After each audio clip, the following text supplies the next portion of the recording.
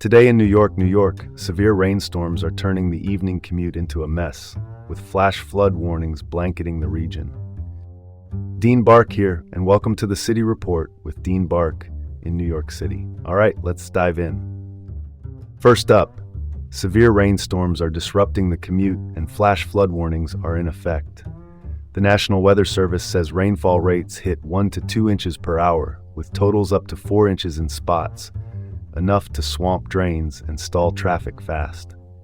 We've already seen road flooding and transit snarls. NJ Transit suspended or limited several rail lines after more than 50 trees came down on tracks and overhead wires. A portion of the Belt Parkway in southern Brooklyn closed temporarily due to flooding. Con Edison reduced voltage by 8% and asked about 163,000 customers in southeastern Queens to conserve power to protect the grid. Governor Kathy Hochul has deployed swift water rescue teams on Long Island as a precaution. Across the river in New Jersey, part of the roof at BJ's Wholesale Club in Ocean Township collapsed under the rain. 27 people were inside and there were no injuries. If you're heading out, avoid flooded roads, check transit alerts before you leave, and give yourself extra time. Opinion: these so-called once-in-a-while storms aren't rare anymore. Our infrastructure has to catch up to the climate we're living in. If only puddles paid rent, we'd have the budget to fix it. Next up, the historic heat wave's toll. From July 1st through the 4th, triple-digit heat gripped the region. New York City reports 3 heat-related deaths, and New Jersey reports 29. Many victims were found in homes without air conditioning. The city opened cooling centers, public air-conditioned spaces, and extended pool hours. Emergency room visits surged during the peak heat, especially among vulnerable residents.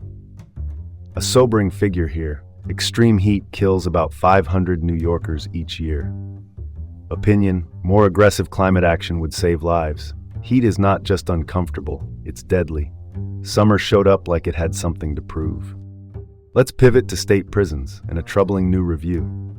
Wilmer Hale, a national law firm tapped after 2 high-profile deaths in custody in 2024, has released a 277-page report detailing escalating violence and systemic failures across New York State prisons.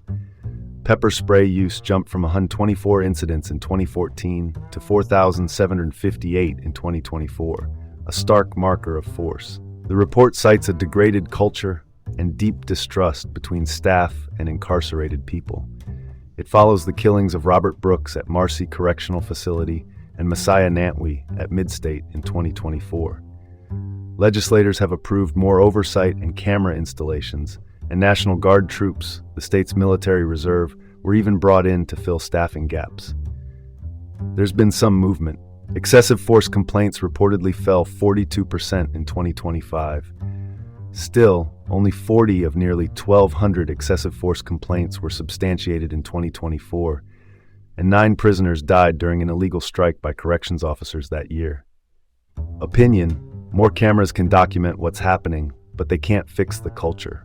Reform has to be deep, consistent, and accountable. Shifting gears, on the Upper East Side, a Legionnaire's disease outbreak has infected 18 people across 3 zip codes. Legionnaires is a severe pneumonia caused by Legionella bacteria that can grow in building plumbing and in cooling towers, those large rooftop units that release water mist and can spread bacteria over a wider area. The city health department began testing and disinfecting towers on July 2nd. Officials believe exposure likely happened in late June, and they're urging anyone who spent time in the area to watch for symptoms: fever, chills, muscle aches, cough, and difficulty breathing.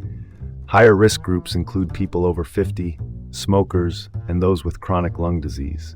Pinpointing the exact cooling tower could take weeks or may not be possible.